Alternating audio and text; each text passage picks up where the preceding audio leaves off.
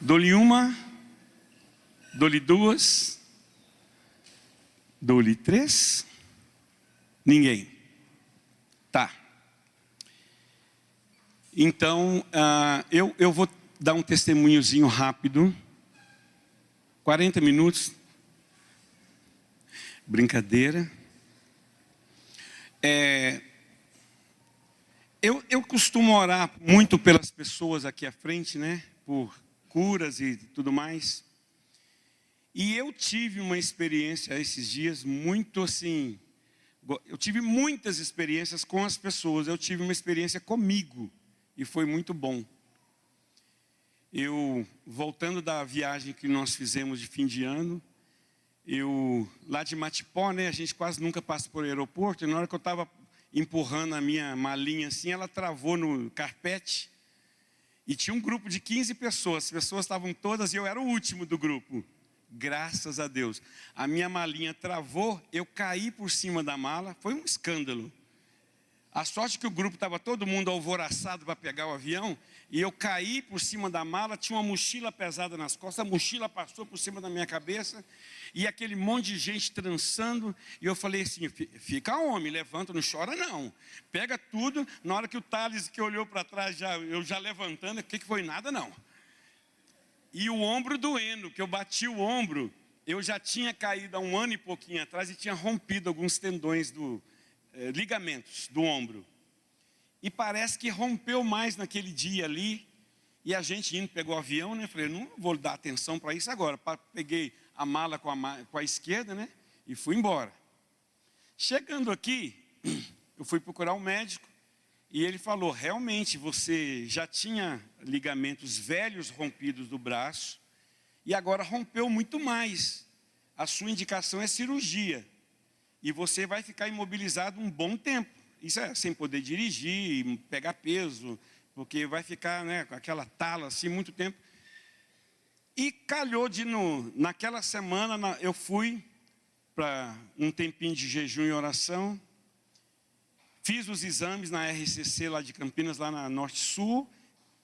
E fui embora. Voltei e peguei os exames.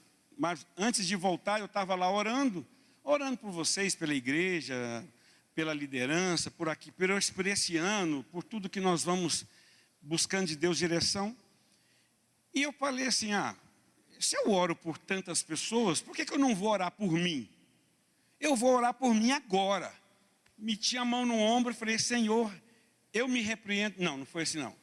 Eu repreendo essa enfermidade no nome de Jesus. E eu orei irmãos, orei com fé. Orei com fé. O que aconteceu? A inflamação desceu, agora não dá para vocês verem ainda, que está meio roxo aqui, está vendo esse meio roxo? Esses bracinhos cambitos aqui.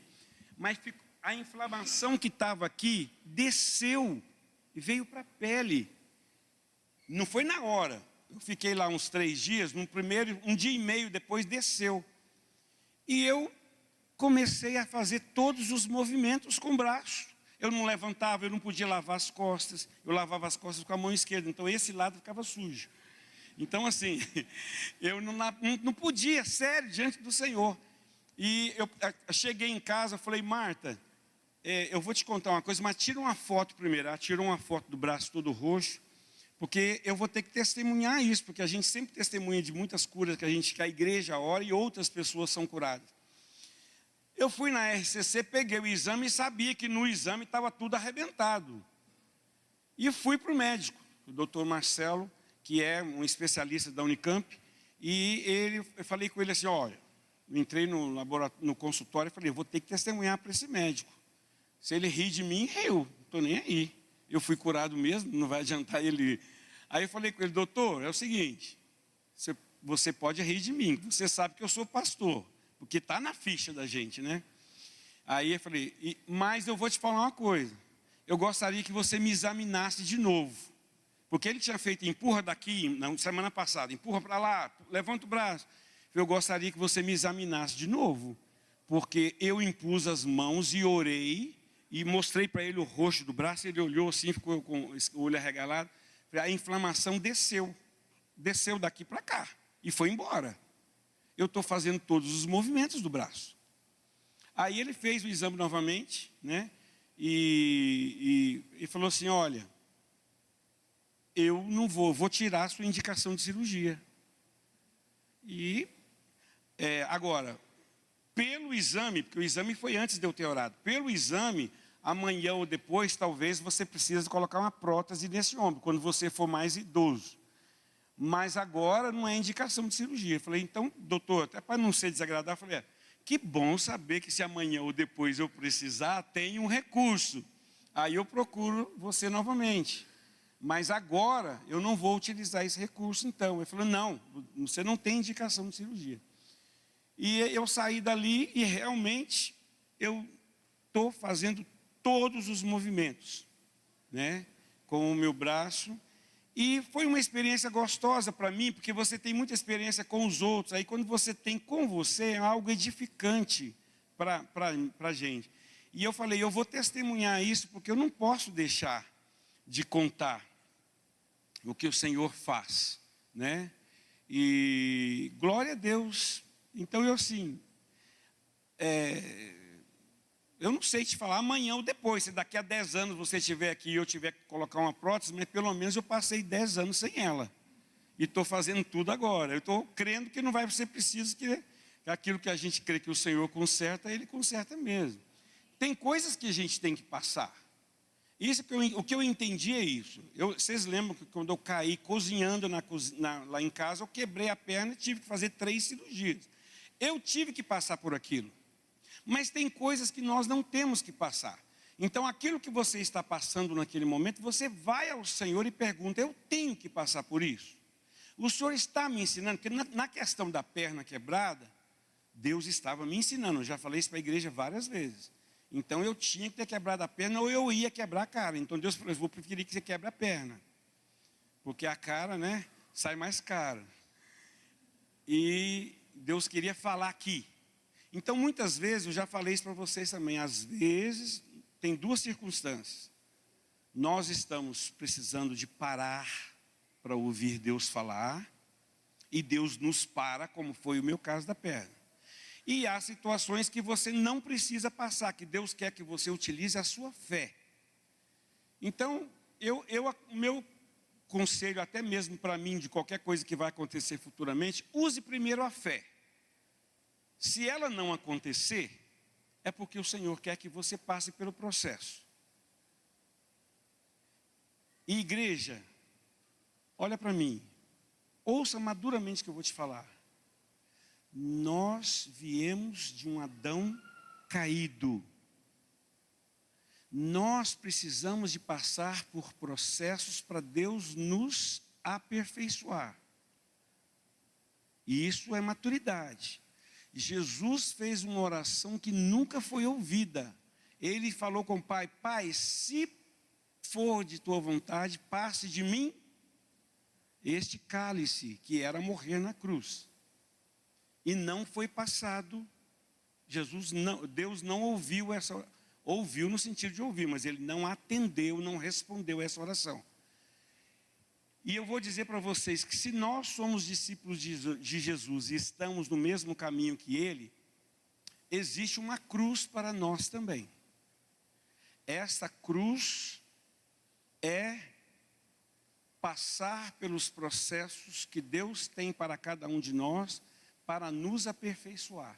Não estou falando para nos salvar. A salvação, ela creu, recebeu.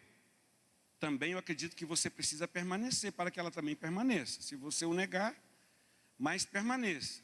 Agora, estou falando de aprimoração, o aprimoramento da nossa carne, o aperfeiçoamento é de glória em glória, dia após dia.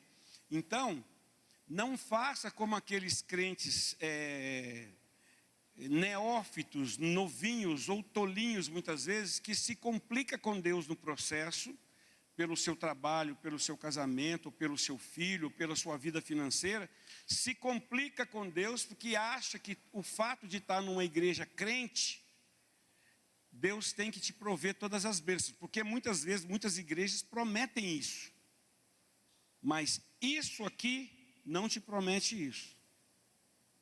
Isso aqui te promete que se você estiver em Cristo, você está coberto. Mas não significa, o próprio Jesus disse que no mundo tereis, tem de bom ânimo, pois eu venci. Então, eu volto, de vez em quando, a cada 6 meses eu toco nesse ponto.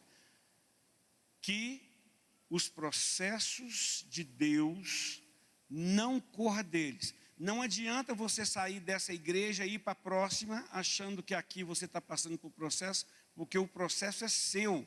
Aonde você for, qual igreja você for, você vai levar ele contigo. Amém?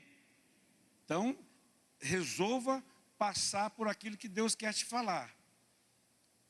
E às vezes, irmãos, há processos tão sérios que o irmão chega até mesmo entre nós a óbito, e Deus não retira dele o processo. É duro isso é uma realidade. Nós temos um amigo pastor em Vitória, que ele teve um câncer no cérebro, ele ficou durante um tempo lutando com aquilo, mas o Senhor o levou a si mesmo, e toda a igreja orando por uns 3 ou 4 anos mais ou menos, e ele era uma pessoa muito amada, muito querida, uma pessoa muito importante no meio do corpo, e Deus o levou. E pelo que eu sei, nem a esposa e nem os filhos ficaram com complicação, porque ele mesmo já tinha se rendido ao processo de Deus. Não estou dizendo que você vai acontecer nada disso, compreenda. Eu estou dizendo que o Senhor muitas vezes, se você está num casamento difícil, você precisa orar e jejuar e manter aquilo ali que o Senhor está te dando. Se você tem um filho passando por um processo, você está passando por um processo de vida financeira difícil, irmãos, primeiro saiba, eu tenho que passar por esse processo? Não, então você ora, coloca diante do Senhor e sai dele. Agora, às vezes você tem. Lembra quando fala na palavra no Novo Testamento que Paulo tinha um espinho na carne e que aquele espinho não foi retirado de Paulo? Por quê? Paulo, no passado, o Saulo, que era o Paulo antes de converter, ele era uma pessoa muito dura, muito forte, que perseguia a igreja, mandava, não sei se mandava matar, acho que não era da lei dos judeus, mas mandava prender e açoitar. E depois que ele se converteu, ele entendeu o que era servir a Jesus todos os dias, e ele viu as debilidades que ele tinha. Então, irmãos, é bom que nós saibamos. Olha para o seu irmão que está do seu lado, olha para ele. Agora olha para o outro. Quer olhar para trás? Olha para trás. Todos, veja bem, todos nós somos falhos. Todos nós temos dificuldades. Nós estamos no mesmo patamar diante de Deus de merecimento. Então, por isso, não é de nada. Então, irmãos, sempre libera perdão. Libera perdão sempre. Marido e esposa, libera perdão no casamento. Às vezes o casamento vai ficando ruim porque não há liberação de perdão. Alguém é orgulhoso e ele não volta e fala assim: eu errei. Tem gente que morre, mas ele não assume que ele errou. Aí ele mata o casamento dele. Tem pai que erra com o filho e acha assim: eu não vou pedir perdão para o meu filho. Eu sou o pai, eu sou a mãe. Não pede perdão para o filho. O filho ouve o pai e a mãe discipulado, falando de perdão, perdoando os irmãos, mas não existe o perdão dentro da casa. Filho não faz o que você manda ele fazer. Filho faz o que você faz. É assim que funciona. Ele pode até fazer o que você mandou na sua frente. Você virou as costas, ele faz o que você faz. Porque você é o exemplo dele. Eu não tinha nada disso para falar, tá? Estou falando que... Estou ouvindo aqui, estou falando, então vou falando. Não tinha nada disso para compartilhar com vocês. Mas o Senhor... Sempre que eu venho para uma reunião dessa, eu falo, Senhor, a gente até faz uma palavra, a gente tem sempre um scriptzinho aqui, mas tem alguns irmãos que até riem de mim, porque a gente, às vezes eu faço lá em casa, mando para eles aqui, às vezes vocês me veem mexendo no telefone aqui, eu estou falando com o Rossi na mesa lá em cima, e às vezes eu mando 10 cânticos para cá, chega aqui e não canta nenhum, né, Rossi? Aí ele fala assim, Ari, eu vou receber os cânticos que você mandou, só porque a gente tem que ter uma programação, mas às vezes o Espírito de Deus muda tudo. Então a gente vem para uma reunião dessa, e é interessante, inclusive, que a gente não venha para uma reunião dessa engessada. Nós vamos cantar tanto, de tal momento, vai ser essa palavra. Você pode fazer o esquema, mas você tem que se submeter ao dono da igreja. É isso que o Senhor quer? Se for isso, e geralmente até é, mas às vezes o Senhor muda. A gente tem que ter essa flexibilidade, essa sensibilidade, né, de você ter a condição de ouvir sobre isso. Eu queria, deixa eu abrir aqui, queria pedir o irmão Rossi para me ajudar a projetar João 4, 31. Até 37. Eu gostaria de fazer algo diferente aqui hoje. Nem vai ser tão diferente assim, mas... As crianças vão sair? Eles sempre querem pegar o tio Ari, que o tio Ari não deixa eles saírem, né, tia Célia? Crianças podem sair. Aquele que correr não vai ter lanchinho. Que normalmente não tem mesmo. Mas podem sair as crianças. Se tem alguma criança que está nos visitando, pode sair de que idade, amor? 4 a 11. Se você está nos visitando, pode deixar a tia Célia lá, ó. E outras irmãs, são pessoas muito qualificadas para cuidar dos seus filhinhos. Crianças, me desculpem, viu? Eu me empolgo aqui. Vou tirar isso daqui, você vai me... Não, mais uma não.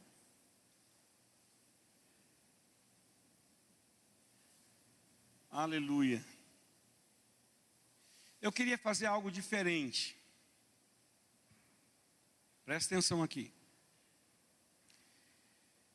Eu sei o tema que nós vamos falar, mas o Senhor não me deu todos os versículos que nós poderíamos colocar. Também, por favor, não precisa ser uma enxurrada. Vai ser uma palavra participativa. Se você tiver um versículo que condiz, que é importante do assunto que nós vamos falar, traga para mim, eu peço para o Rossi, ia falar Robert, peço para o Rossi projetar. Amém? Então vocês vão participar na palavra comigo. Sabe no grupo caseiro, na célula? É assim. Todo mundo participa. Então aqui nós estamos numa grande comunidade, mas nós também vamos participar. Ah, esse versículo aqui é importante. E depois a gente passa para todos vocês, a gente vai anotando direitinho os versículos. Mas vamos ler lá. Nesse ínterim, os discípulos lhe rogavam, dizendo, mestre, come. Mas ele lhes disse, uma comida tenho para comer que vos não conheceis, que vós não conheceis.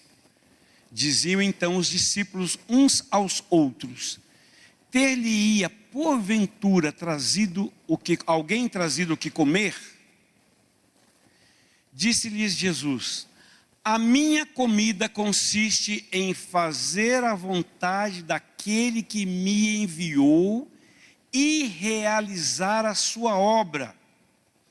Não dizeis vós que ainda há 4 meses até a ceifa, até a colheita, né? Eu, porém, vos digo, erguei os olhos e vedes os campos, pois já branqueiam para a ceifa. O ceifeiro recebe desde já a recompensa e entesoura o seu fruto para a vida eterna. E dessarte se alegram tanto o semeador como o ceifeiro. Pois no caso é verdadeiro o ditado: um é o semeador, outro é o ceifeiro.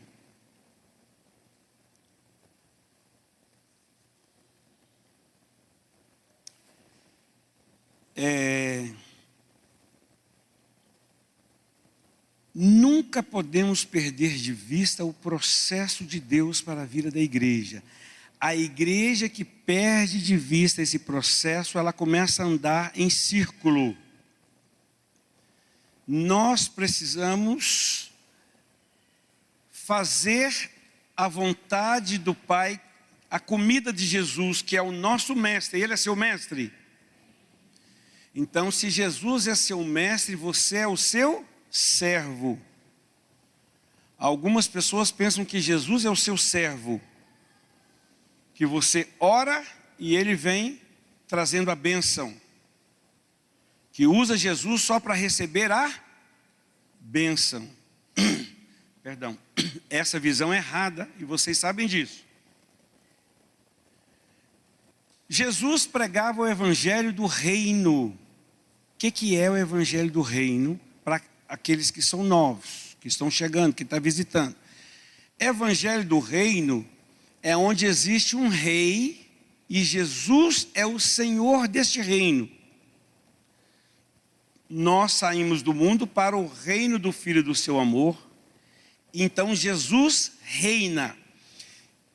Quem reina no reino de Deus é Jesus e nós somos os seus súditos, servos, apesar de que ele não nos trata como servos, ele nos chama de amigos. Mas você, eu diria para você o mesmo que eu digo para mim: se controle, mantenha no seu lugar. Não pense que você é amiguinho e sai dando tapinha no ombro de Jesus e...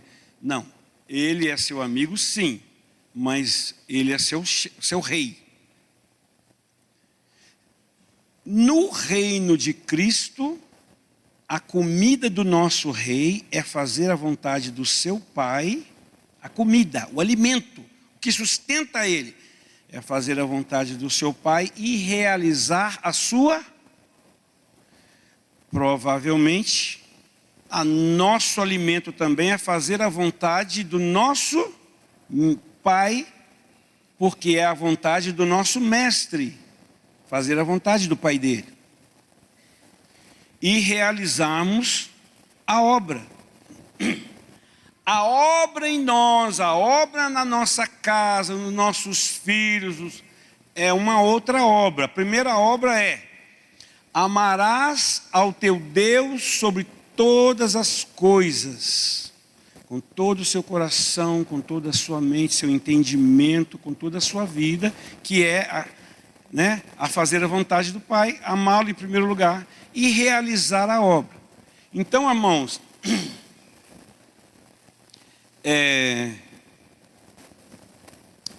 eu sei que a grande maioria das mulheres, eu não posso dizer todas, mas a grande maioria das mulheres, quando se casa, ou até mesmo quando ela não se casa, ela ainda tem um desejo de ter um filho, que seria um desejo natural.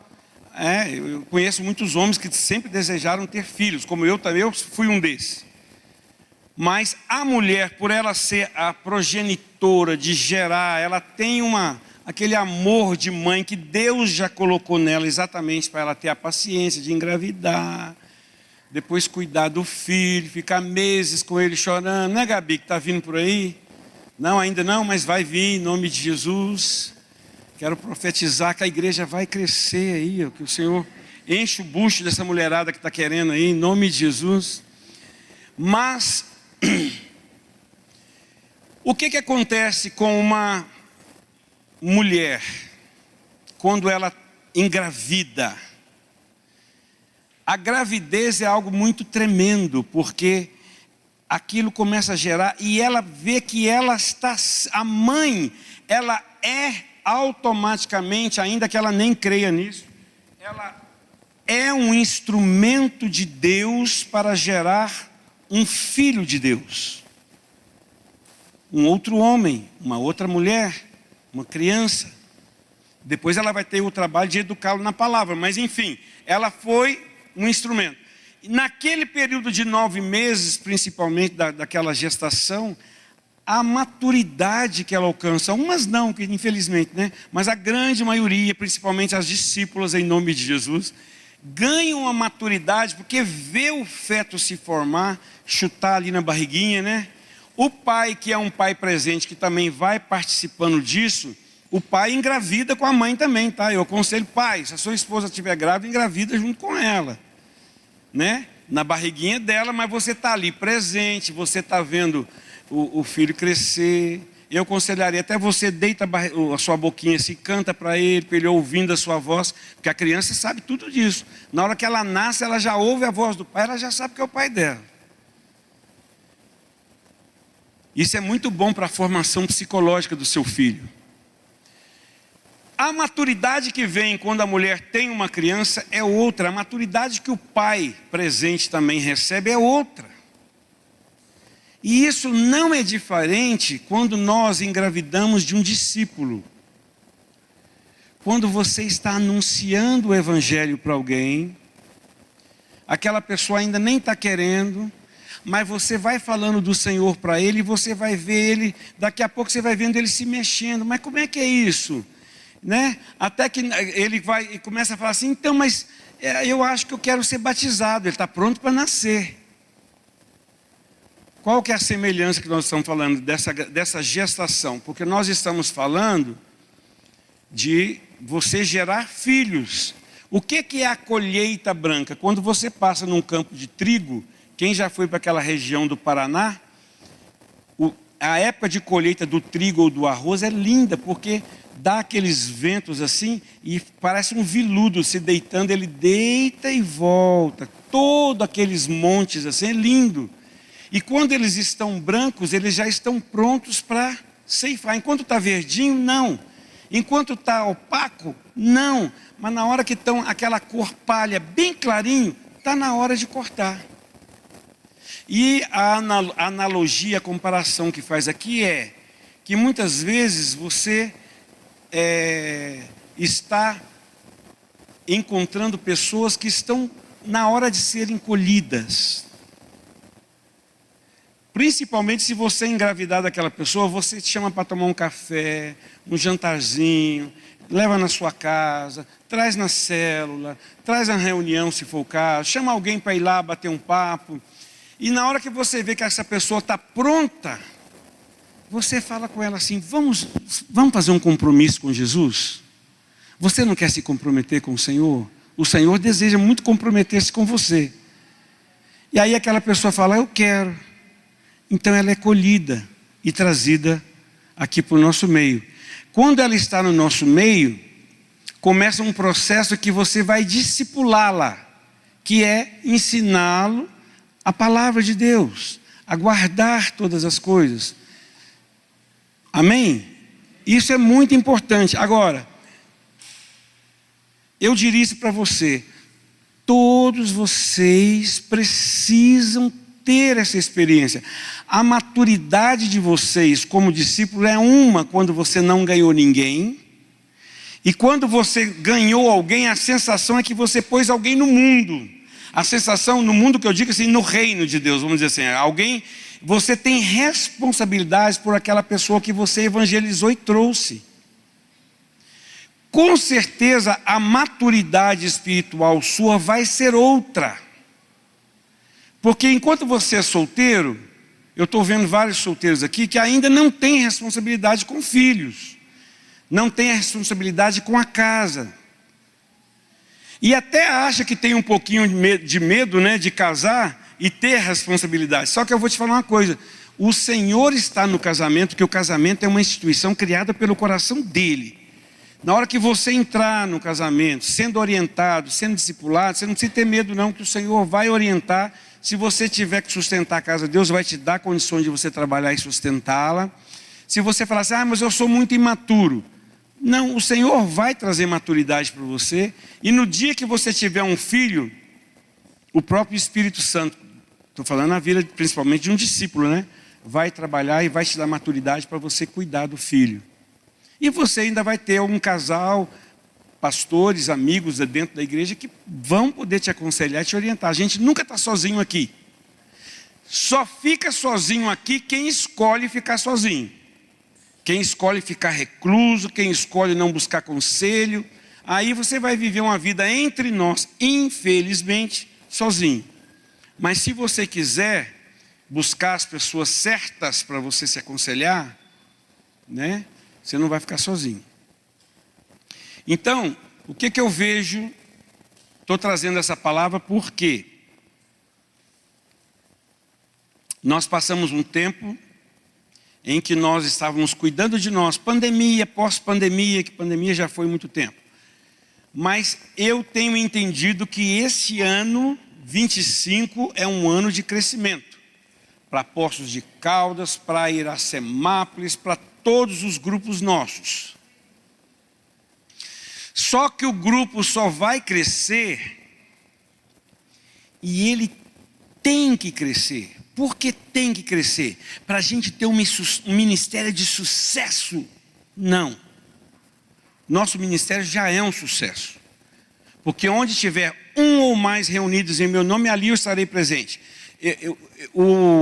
Uma alma vale mais do que o mundo. Então o nosso ministério já é de sucesso. Amém? Sucesso porque quem mantém e sucesso é dele. Então nós não precisamos de... Agora, nós precisamos fazer a vontade do meu Pai e realizar a obra.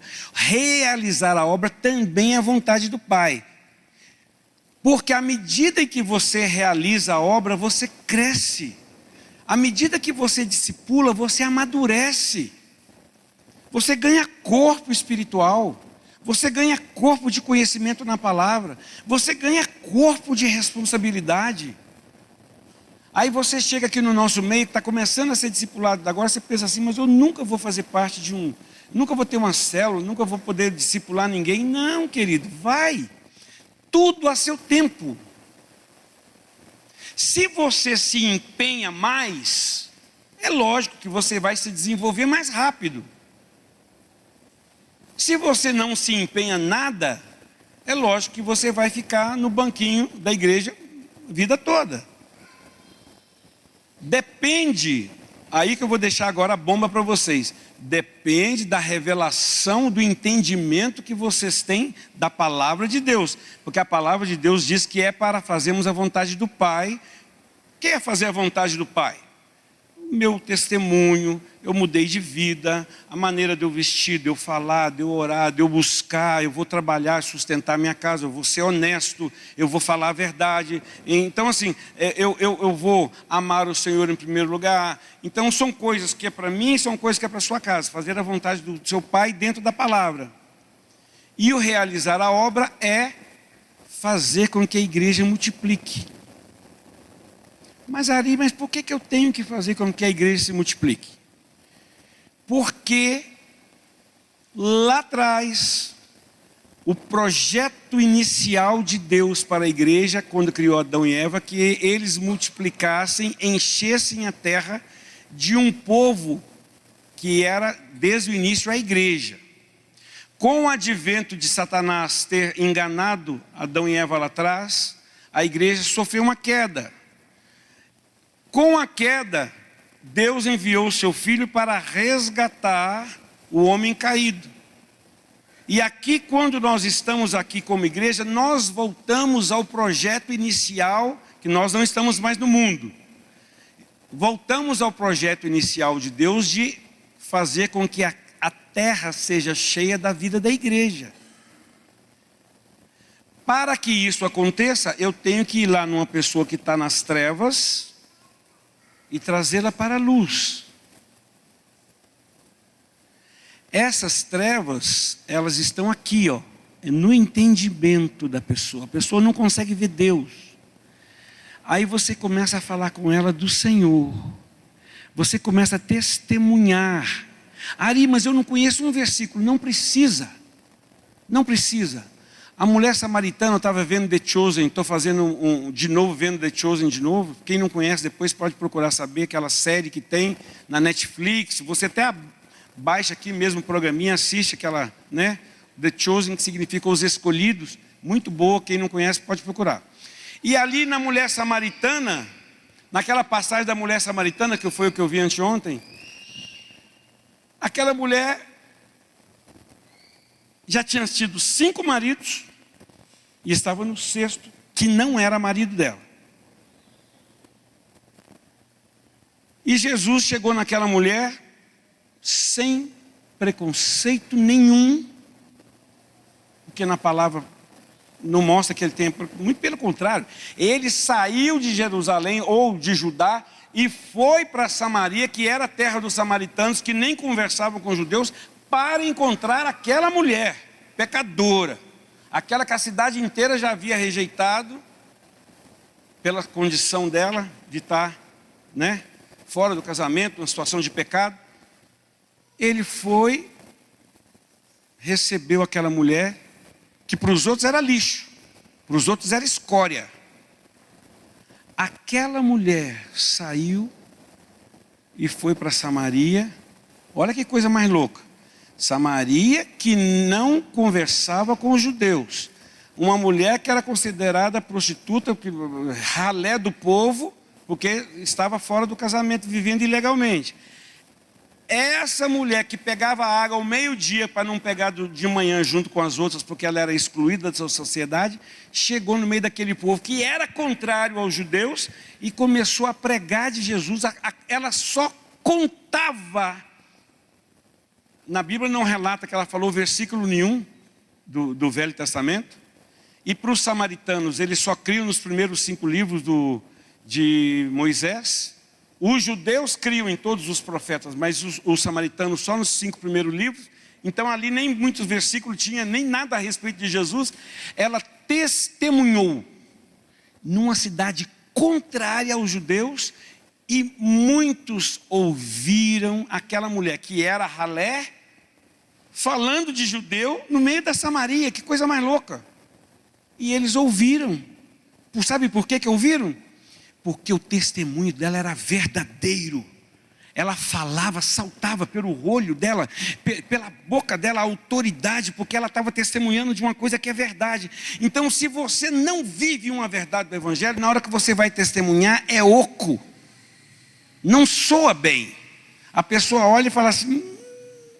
Mas até uma prostituta, que ela não era prostituta, ela era uma mulher, na verdade, que era considerada ralé, fora das leis, porque ela estava morando com um cara que não era marido dela. Ela não era prostituta, mas muitas vezes consideravam-na assim, porque ela estava com um homem que não era dela. Até uma mulher dessa, no meio de samaritano, falou dos judeus de Jesus, e eles ouviram. Você imagina qual a força que uma mulher dessa, qual a força que o Espírito Santo tinha que usar numa mulher dessa para conseguir destapar os ouvidos daquelas pessoas que eram tão... Só de falar judeus, eles já... E ela conseguiu êxito. Claro, o Espírito de Deus estava com ela. E nós hoje nem vivemos aqui neste momento da igreja. E aí eu queria tocar nesse assunto. Cadê o Maurício? Maurício, vem aqui. Vou pôr você no fogo agora. O que Deus falou com você na célula que nós estávamos? Qual eram as 3 características? Se você não lembrar, eu tenho anotado aqui. As 3 características. Eu coloquei espírito de temor. Mas o Maurício falou quando estava na célula. E ele falou assim... Olha, Deus está me falando aqui que a igreja está com essas 3 características aqui. Eu falei com ele, é verdade. E a igreja tem que sair disso. E é sobre isso que Deus está falando domingo. Então eu gostaria que o Maurício desse um spoiler rapidinho aqui do que Deus estava falando com ele. Praticamente era a questão sobre... Eram 3 características, no coração, nos olhos e na mente. Então o senhor falou... que a igreja estava com o coração é a apatia de coração, coração apático. Com uma visão, com a perplexidade dos olhos e a distração na mente. Eram 3 coisas: apatia no coração, perplexidade nos olhos e uma mente distraída. E é um sentimento de apatia no coração mesmo, um coração apático, um coração sobrecarregado, abatido, desesperançoso, rendido, não ao Senhor, mas rendido às situações que nos cercam, né? A perplexidade dos olhos, a gente falou sobre isso lá, que era tantas coisas acontecendo, né? Tantas coisas acontecendo nos governos. Até a gente tinha um louvor que a gente cantou lá, que os reis vão e vêm, né? Mas o Senhor, Ele é inabalável. E o reino dele permanece. E muitas coisas estão acontecendo com o clima, com os governos, o mundo, na economia, né? E a gente fica perplexo com essas coisas. E acaba tirando os olhos do Senhor. O Senhor perde o foco porque a gente começa a focar em outras coisas, né? E essas coisas, é como se a gente tirasse os olhos do Senhor e começasse a ver as coisas que estão acontecendo nas nossas vidas cotidianas e na vida das outras pessoas. E as coisas não passam mais pelo Senhor, elas vão no ambiente natural. A gente tira os olhos do Senhor, vai para o natural e aquilo fica no mundo natural. E aí nós começamos a perder o sobrenatural de Deus. Então todas as coisas que nós olhamos, que nós sentimos, devem passar pelo Senhor e depois chegar no seu final. E por último, a distração na mente, né? E aí nós oramos para que o Senhor nos desse a mente de Cristo, para que a gente tivesse os pensamentos lá do alto onde Cristo vive. E a distração da mente é algo que realmente nos toma, né?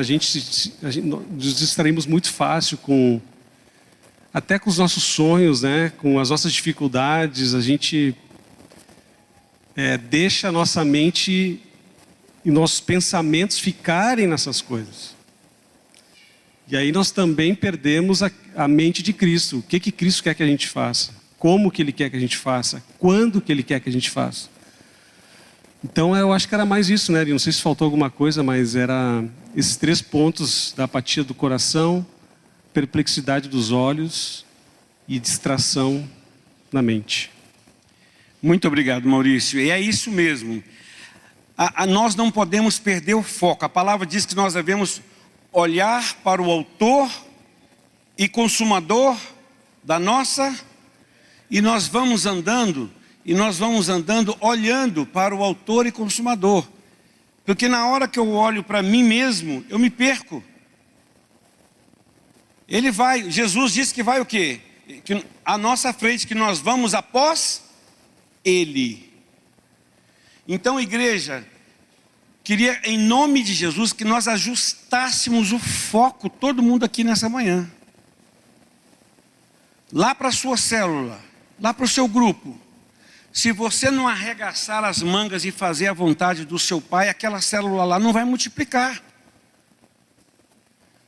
Se você não pregar o Evangelho, como que eles vão ouvir se não há quem pregue? Nós temos que anunciar. E se nós ganharmos vidas, como que nós vamos discipular se não há quem se coloque na brecha e fala assim: eis-me aqui, Senhor, envia-me a mim. As pessoas do mundo não vão vir aqui fazer. As pessoas de outro grupo não vão vir aqui fazer. É você que foi comissionado para você fazer a coisa acontecer no lugar em que você está. Se você está em Hortolândia, se você está em Três Marias, é lá que Deus colocou para você fazer. Você vai ter que arregaçar a manga e fazer alguma coisa acontecer.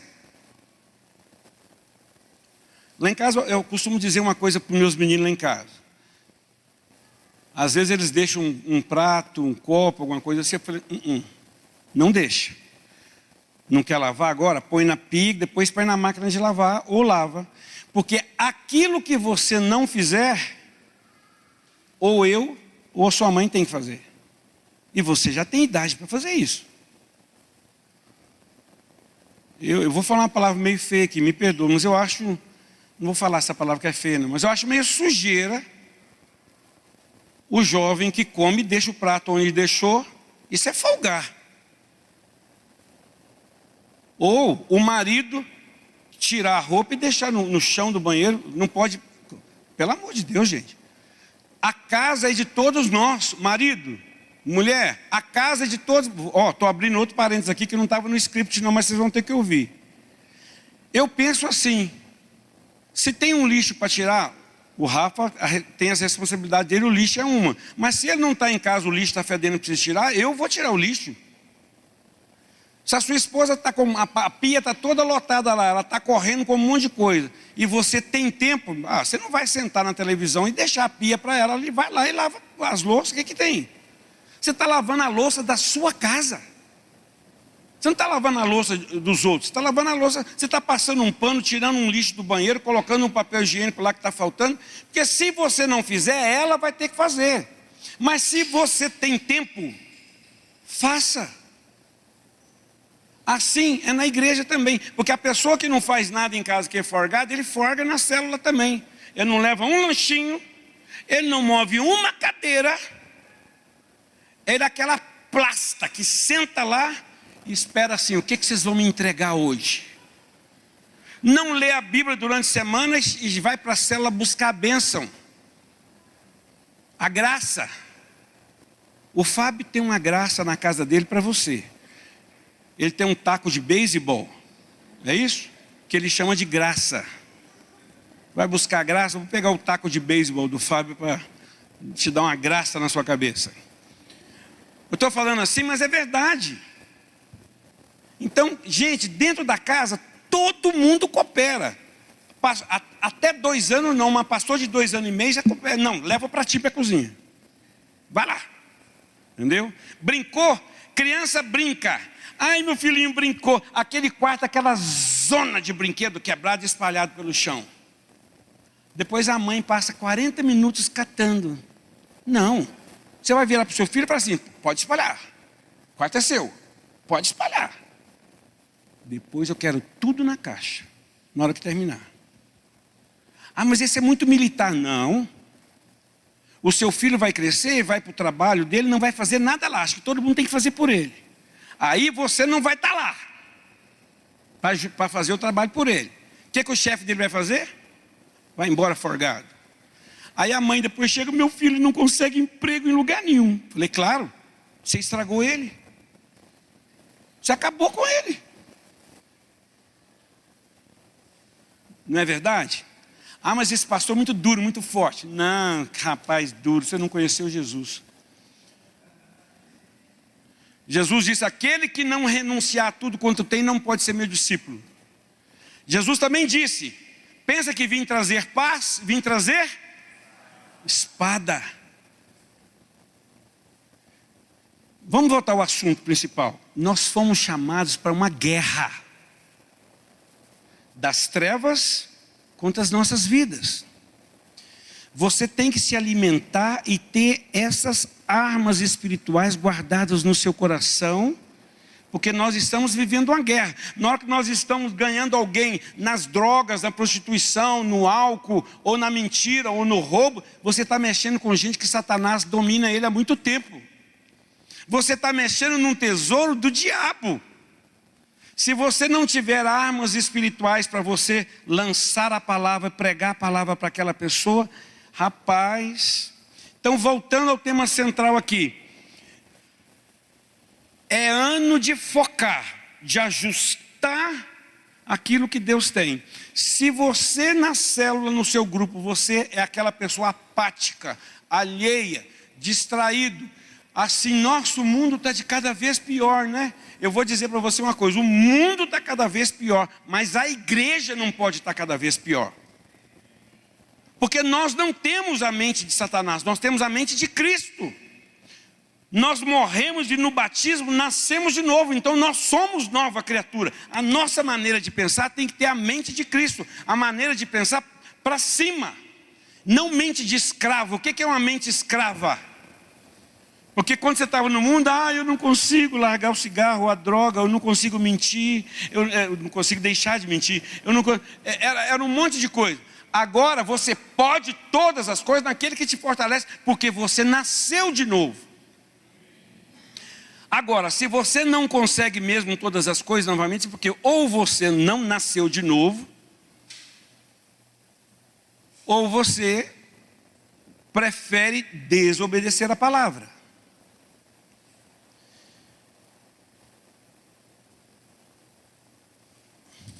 Olha só.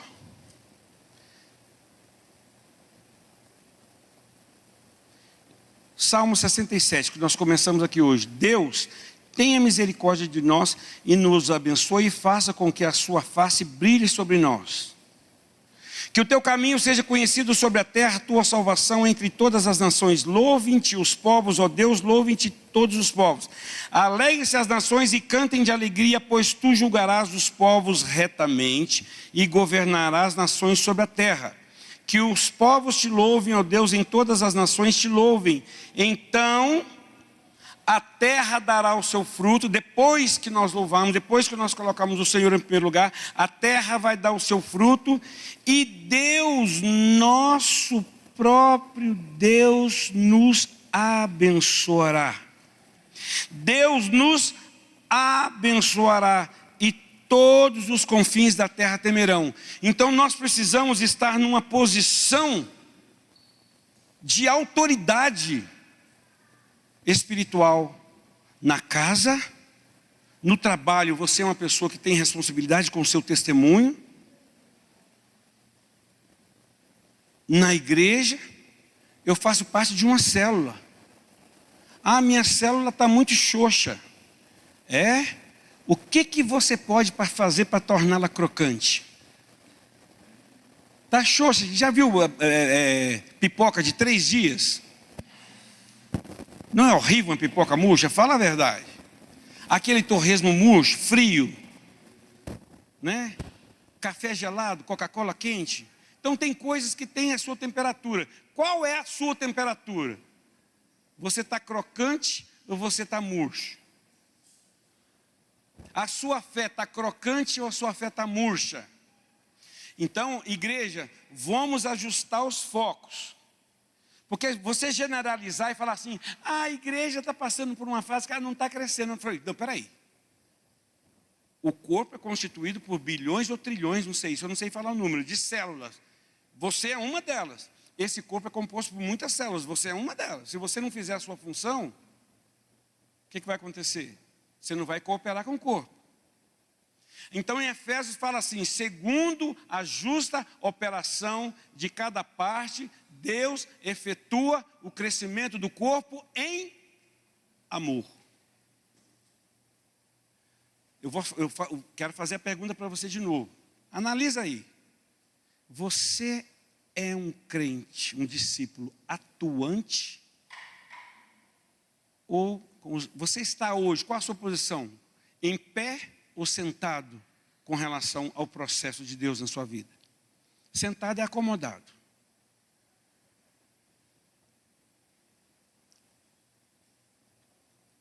E a igreja que foca e que ela ganha vidas, a célula que foca e que ganha vidas, ela multiplica, ela está viva.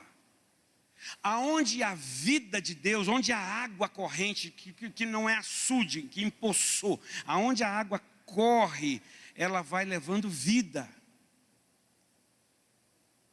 Então, todos nós precisamos trazer em 2025 essa vida pungente, crescente, água que nasce, que mareja da terra. Sim, sabe? Não sei se vocês já tiveram a oportunidade de ver uma água saindo do chão, que até as areinhas, elas levantam e ficam naquele baile o dia inteiro dançando assim, as areinhas sobem e descem. Porque há vida, há movimento. E a palavra diz que aquele que crê em mim, do seu interior fluirão rios. Você está seco? Tem palha lá dentro, sabugo de milho, lata velha, pet de Coca-Cola. O que está lá dentro? Está entulhado? Palha. A oração, jejum, conversão ao Senhor, entrega ao Senhor, você vai tirando isso tudo. Fala, Senhor, eu estou desse jeito, enrijecido, duro com o marido, duro com a esposa, duro com os filhos, duro com o chefe, duro com a vida, amargo com Deus. Você não vai fluir nada, querido. O que vai fluir de você é pó. Então, vamos ajustar o foco. Os campos estão brancos. Esse negócio de ficar, como o Maurício falou, mas o mundo, eu estou assustado, o governo, a economia, está tudo ruim mesmo. Mas a igreja não está sem o seu Senhor. Lá fora, as coisas não estão boas mesmo não. Ideologias e mais ideologias, situações e mais situações. Mas aqui dentro, nós não temos a mesma mente. Nós fomos renovados. Nós temos que viver aqui. E na hora que nós estivermos lá, nós temos que ser igreja lá. Se lá você se amolda como eles, todo mundo faz assim lá, você também faz. Não, você vai ficar firme.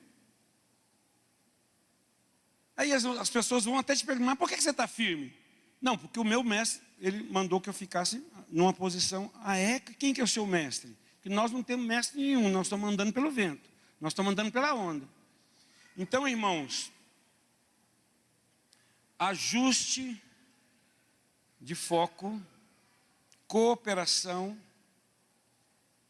envolvimento. A última coisa que eu queria falar com vocês, compromisso.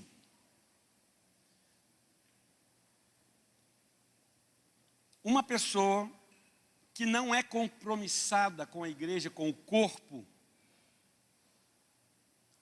é uma pessoa de passagem. Sabe o que é uma pessoa de passagem? A pessoa vem para Campinas, Iracemápolis, para Poços, e fala assim, eu vou ficar aqui 1 ano, daqui 1 ano eu vou embora. Tem sempre gente que está indo para os Estados Unidos ou para a Inglaterra ou para algum lugar assim, né? Essas pessoas não criam raízes. Ela está sempre indo embora. Quem está de passagem não constrói, não compra uma casa, não compra um apartamento, não compra um carro, não arruma um emprego, porque está indo embora. Então, se você está passando por esse grupo, por essa igreja, e está pensando em ir para outro, ou se você não vai criar raízes, você não vai construir nada. Você está de passagem. E não é isso, o Senhor diz que nós devemos lançar raízes, nós devemos produzir, né? Então, você precisa ser uma pessoa comprometida com o grupo, comprometido com a célula, comprometida com o seu discipulador. Você muitas vezes não quer ser discipulado, porque não quer que cuide da sua vida, você às vezes enrola, você vai para qualquer coisa. Você vai para a festa de aniversário do gato da enteada da sua sobrinha. Mas quando é para você ir para o discipulado, você fala assim, não, choveu, não vou. E para o outro você vai com capa de chuva, se falar que é churrasco, se falar que tem comida, a pessoa sai, às vezes é com o chinelo de um, o chinelo arrebentou os dois, ele põe um pé de outro, mas vai. Ele vai, porque vai. Agora, se fala que é para ir para um discipulado, para uma reunião, não, vai chover, né? Vai chover. Compromisso. Jesus disse, aquele que não renunciar a tudo quanto tem, não pode ser meu discípulo. Existe diferença de crente e discípulo. Crente é o que crê. Discípulo é o que além de crer, ele obedece. O crente só crê, mas não obedece. Existe essa categoria ali? Está cheio. Está cheio. Jesus, é que ele não precisa, mas na porta do céu vai ter aquelas de aeroporto, né, de banco, que você passa e bipa, se você não tiver de acordo, você não vai entrar. Não, para lá. Aí na hora que você passa de novo, passei, não bipou. De quem é crente e quem é discípulo. Seja um discípulo, que Jesus nos chamou para ser discípulo, porque crer, sabe quem também crê? O caramunhão. Caramunhão, não sabe quem é? O bicho. Ele crê também. Só que ele não obedece, mas ele crê. Ele sabe da existência de Deus. Ele sabe da palavra. Ele usa até a palavra como usou contra Jesus. Pula do pináculo do templo que o seu pai vai mandar anjos para te pegar. E outras coisas que ele falou. Então, ele conhece a palavra. Então, conhecer a Bíblia, saber a Bíblia de cor, ir em culto, ir em reunião, cantar em coro, tocar aqui na frente, cantar no microfone, isso não dá salvação para ninguém. Muito pelo contrário. A quem muito é dado, muito será cobrado. Mas, em compensação, aqui nos Salmos, depois lê em casa durante a semana de novo, é pequenininho, só tem 7 versículos. O Senhor vai te abençoar. Não vai para culto para receber bênção, não. Para com isso. Isso é coisa de crente, isso é coisa de religião. Vai para a presença de Deus no seu quartinho, lá no banheiro da edícula. Vai, você está entendendo? Naquele pé de manga, debaixo do pé de manga. Eu sou do sítio, né? Adoro orar debaixo do pé de manga. Pé de qualquer coisa eu estou orando debaixo dele. Né? É difícil orar debaixo do pé de couve, mas o resto. Então, irmão, busca o Senhor na sua intimidade, no seu cantinho. Seja honesto, seja verdadeiro. Seja o seu sim e o seu não. O que passar disso é do maligno. Honre o seu Deus. Se você disser que é um discípulo, você tem que ser, porque se você fala que é discípulo e não é, a pessoa que olha para você fala assim, mas agora eu fiquei confuso. Porque ele fala que vai a tantas reuniões, tanto discipulado, mas o testemunho que ele está dando, faz isso não. Então nós vamos, última chance, alguém tem alguma coisa para dividir, para compartilhar? Mais alguém? Eu vou fechar, se não tiver eu vou fechar depois. Bom dia, irmãos. Eu fui pegar um texto, peguei outro, mas eu vou ler os dois, porque os dois estão assim. 2 Coríntios 4:10, trazemos sempre em nosso corpo o morrer de Jesus, para que a vida de Jesus também seja revelada em nosso corpo. E o que eu ia pegar antes é 2 Coríntios 10:4. As armas com as quais lutamos não são humanas, ao contrário, são poderosas em Deus para destruir fortalezas. Destruímos argumentos e toda pretensão que se levanta contra o conhecimento de Deus. E levamos cativo todo pensamento para torná-lo obediente a Cristo. E hoje de manhã eu levantei, até foi engraçado, porque eu comecei a pensar na Fabiana enquanto a gente começou. Eu pensava, a gente orava juntos, os meninos eram pequenos, e a gente estudava a palavra e tal. E aí eu pensei, e a Fá cresceu. Hoje a gente não ora junto por todas as coisas. Os filhos dela já cresceram, já se casaram, já são testemunhas da palavra. Eu fiquei pensando, que é assim que o Senhor quer fazer em todos nós. A gente anda com os irmãos enquanto está nessa fase de aprendizado. Depois, porque os sinais seguem você, não seguem eu ou a Fá, seguem você. E aí, quem foi no retiro de casais viu o quê? Já os filhos do Fábio, casados, os filhos de Antônio, dando testemunho da vida de Jesus na vida deles. Já não era filho do Ari, filho do Fábio, não. Era o Vitor e a Yasmin, que amam o Senhor. O Thales e a Gabi, que amam o Senhor, que já tinha o testemunho deles. Gente, isso é maravilhoso. A gente frutificar em Cristo é a mesma coisa. Você olhar um discípulo e falar assim, nossa, ele está cheio de Deus. O irmão chega em mim, eu estou sempre livre para ouvir de todo mundo. Sabe por quê? Porque Deus fala com todos. É muito gostoso quando você vê o seu discípulo chegar em você e te entregar uma palavra de Deus. Gente, que coisa maravilhosa. Então, é isso que o Espírito Santo quer trazer sobre nós. Essa capacitação o Senhor entregou para mim e para você. Então, bora fazer Bora cooperar com o reino de Deus. Cooperando com o reino, você está cooperando com você. Porque todos nós estamos seguindo em frente. É isso. Estava pensando aqui, porque normalmente quando a gente fala... Ari estava aqui compartilhando a palavra, algo que Deus deu para ele. E o jeito que a gente fica sentado assim, quando é uma reunião geral, é diferente. Quando está na célula, a maior parte das células é uma roda, né? E aí parece que você está dentro do negócio, parece que você faz parte, então você sente a vontade de falar. E eu acho que de alguma forma a gente tinha que sentar em roda. De alguma forma. Porque talvez esse formato aqui impeça a gente não só de participar, mas como de sentir parte, né? Então, participar é uma coisa ativa, se sentir parte é algo aqui.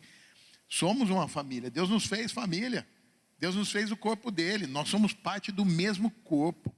Então isso é tremendo, isso é celestial. Isso não foi realizado aqui na terra, não foi gente que fez, não foi um documento que você assinou. Isso foi o sangue de Cristo na cruz. Então quando a gente fala sobre algo assim, e eu estava ouvindo aqui o Ari falar sobre esses pontos que o Maurício até veio reforçar, mas duas coisas estavam falando muito, repetindo dentro do meu coração, que é o ajuste de foco e o compromisso e a perseverança. O Ari falou aqui de uma passagem que é Hebreus 12, o começo do capítulo, os 2 primeiros versículos. Ô Rossi, você pode pôr para a gente, por favor? Vou começar pelo segundo, que ele estava falando no ajuste de foco, depois a gente vai para o primeiro. Ele fala assim, olhando, lembra que o Ari falou isso aqui, né, do ajuste de foco, olhando para o autor e consumador da nossa fé. Mas a Bíblia, ela não coloca palavras, às vezes a Fabiana, quando começou a ler aqui, teve um momento que a palavra falava assim, nesse ínterim, ela falou, que tradução que é essa? Eu falei, é a Ara, né? A palavra não coloca palavras à toa ou extras. A Bíblia tem algo que reforça a importância daquilo que a gente está lendo. Por isso que tem ali o olhando firmemente para o autor e consumador. O firmemente é de uma maneira como? Firme, séria, concreta, sem se distrair, como os irmãos estavam falando aqui, sem deixar com que as outras coisas interfiram naquilo que Deus está nos mostrando. Se você olha firmemente, tem um monte de coisa que acontece. Você começa a observar em detalhe, porque você está olhando firmemente. Você começa a conhecer em profundidade, porque você está olhando firmemente. Você começa a espelhar aquilo, porque você está olhando firmemente. Em 2 Coríntios a palavra fala que quando a gente contempla o rosto de Cristo, aquele brilho que está na face dele vai sendo refletido em nós como um espelho. E nós vamos sendo transformados de glória em glória. Então quando eu estou olhando firmemente, eu não me distraio. Meu amado, sou eu, é a minha esposa, são meus filhos, mas é cada um de nós. Quando eu estou falando da gente sentar em círculo, não é só pelo formato, mas é porque cada palavra que foi compartilhada aqui é para você e é para mim. É na primeira pessoa. É fácil a gente sentar e pela comodidade mesmo, a gente está ali ouvindo alguma coisa. Isso talvez aconteça só comigo, mas de vez em quando, se a gente não segura a cabeça, daqui a pouco o irmão está falando aqui, a gente está longe. Mas se a gente pegar o que está sendo falado aqui e falar assim, isso é comigo, tudo isso que o Senhor profetizou sobre nós esse ano, vai acontecer. Porque o Senhor já fez todas as coisas. E aí, quando eu olho firmemente para o autor e consumador da minha fé, então eu não me desvio. Eu ajustei o foco e eu sigo. Pode pôr o 1, por favor, Rossi? Apesar dele vir antes, olha o que fala o primeiro versículo. Portanto, cada um de nós, não é também nós, ali está também nós, mas eu quero que você substitua. Portanto, cada um de nós, visto que temos à nossa volta um número tão grande de testemunhas, Nós devemos nos desembaraçar de todo o peso do pecado que o dia todo quer nos sufocar, e devemos correr com perseverança a carreira que nos foi proposta. É a mesma perseverança do olhar firmemente, é a mesma perseverança de prosseguir em Cristo. Não vai ser todo dia fácil. Meu irmão, você sabe o que eu estou falando. A gente está falando aqui de coisas que parecem histórias que a gente está contando, mas é a história da nossa vida, é o que a gente vive no dia a dia, é o que a gente vai acordar amanhã na segunda-feira e vai cumprir a nossa história do dia a dia. Mas isso é real, é real. Então, se eu me desembaraçar do peso do pecado, e aí a perplexidade, queridos, a igreja, ela tem algo de... Claro que o Senhor nos deu todas as coisas já, mas tem algo de muito precioso, que é saber o que vai acontecer. A gente está vivendo uma história que cada um de nós sabe o fim dessa história, e glória a Deus que não tem fim, amém? Glória a Deus que não tem fim, mas nós sabemos o que vai acontecer. Então, daqui a pouco aparece um negócio de uma inteligência artificial, e você começa a falar, meu Deus. Ou então uma nação entra em guerra com outra nação, você fala, mas eu não esperava que ia ter guerra. Pode esperar, meu irmão. A palavra já fala isso. Vão haver guerras, vão haver rumores de guerra, e ainda assim tem muita coisa para acontecer. A gente não pode ficar perplexo e paralisado, porque o que nós temos para fazer está diante dos nossos olhos. A palavra em João fala que os campos estão brancos, prontos para serem colhidos. Amados, nós estamos tendo experiências maravilhosas de ver pessoas chegando sedentas, amém? E vamos ter isso. E quanto mais a gente for buscar, mais a gente vai achar o campo branco. Eu não quero tomar o tempo, mas quero só dizer o seguinte: essa palavra é para entrar no nosso coração, querido. Não é só o meu irmão, não é só a minha célula. Parte de mim, começa em mim. Começa em mim.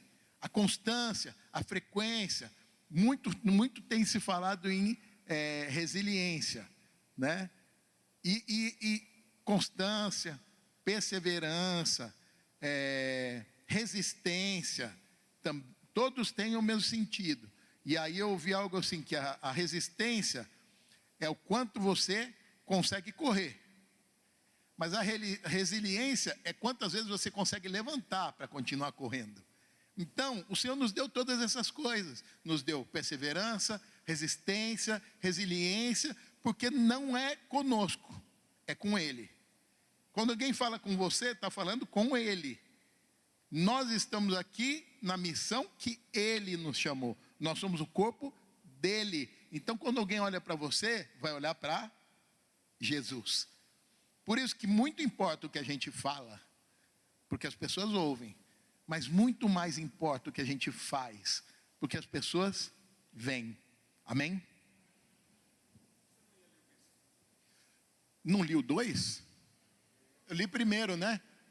Então só me lembrou de ler o último. É o último capítulo do 12. O último versículo do capítulo 12, por favor. Eu não sei que número ele é.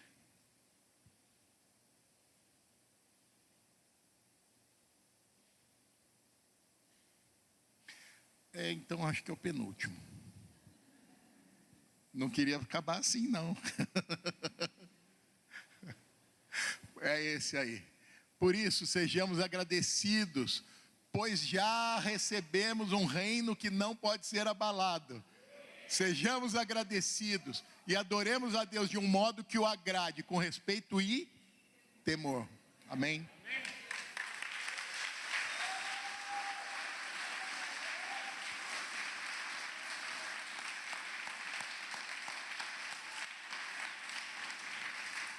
Pessoal do som, assuma a posição aqui. Nós vamos ceiar. Nós vamos cantar Vitorioso é. Tá. Depois a gente fala. Nós vamos cantar Vitorioso é, enquanto os irmãos vão pegar a ceia para distribuir. A ceia, todos aqueles que amam e temem o Senhor podem ceiar. Amém? Vamos desmistificar isso. A ceia é para todos que amam o Senhor.